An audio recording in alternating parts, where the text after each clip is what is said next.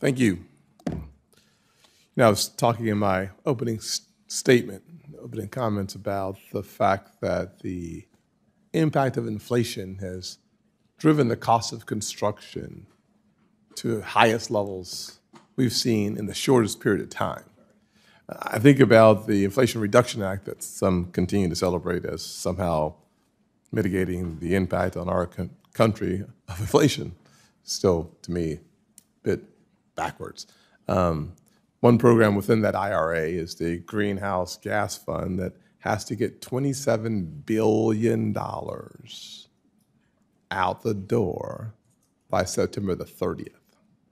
And the way I look at it, Dr. Geddes, from an economist, you rush $30 billion, $27 billion out of the door in an already hot, artificially stimulated economy.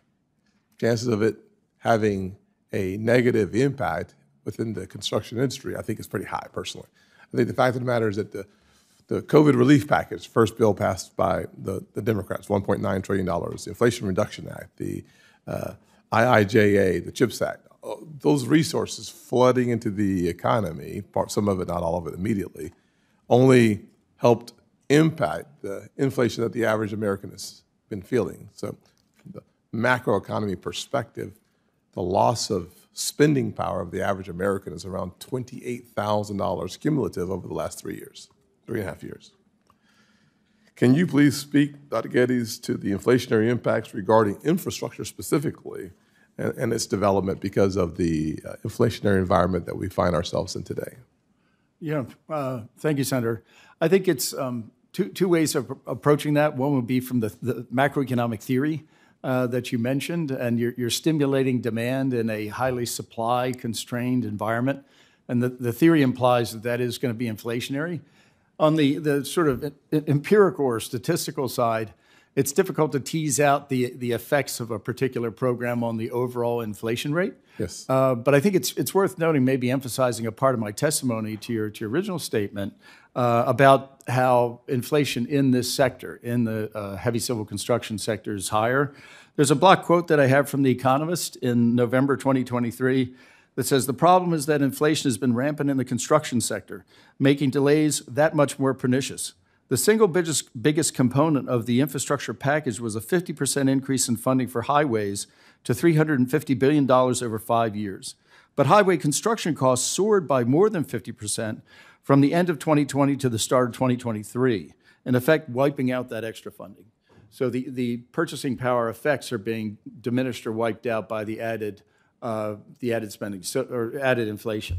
I added some more up-to-date numbers on concrete costs and so forth, and it's still higher than the Consumer Price Index. I want to ask you a question about NEPA, but before I go there, I want to once again highlight programs that the government continues to provide resources for, but they never actually spend the resources that they provide. As an example, back in 2021, Congress approved $42 billion to help connect more Americans to the internet, basically. Looking at a tweet that I saw and found, at this point, it had been 987 days since the plan was enacted, and 0 Americans had been connected, 0 shovels worth of dirt had been turned, even though there had been $42 billion set aside for programs to help connect Americans. The challenge, of course, the government rewards itself based on its intentions, not based on the actions that follow those intentions. You mentioned the cumbersome process that NEPA creates for getting shovel-ready projects started. Mm-hmm. Would you expound for the rest of my time that I have? Sure. So NEPA had, again, very good intentions. I believe when it was passed in 1970, it's grown over time. It's sort of a whole lot of things going on. A web of confusion. In NEPA, it's grown administratively, and it's now become an extremely serious barrier to rapid project delivery. We're seeing that kind of in green projects where there's environmental groups that would like those projects to get out quickly, but then they sort of run headlong into this cumbersome NEPA process. And I think it's time for reform. I should probably highlight this study that I have here that came out in the past few weeks by one of my heroes, Bob Poole at the Reason Foundation, surveyed other countries and how they do their NEPA processes. Just to highlight, we don't have time, but I could go across countries.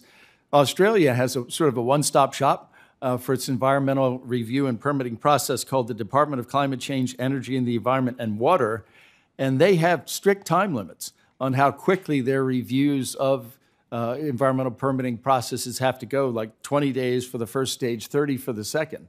So it is really a time-constrained process that still respects the desire to preserve the environment, as Australians do, but it doesn't have to be as long as it is in the United States. And as we know, Senator, time really is money and infrastructure. Absolutely. If you delay a project, it always goes up in cost. Thank you. Last point, and I'm running out of time here.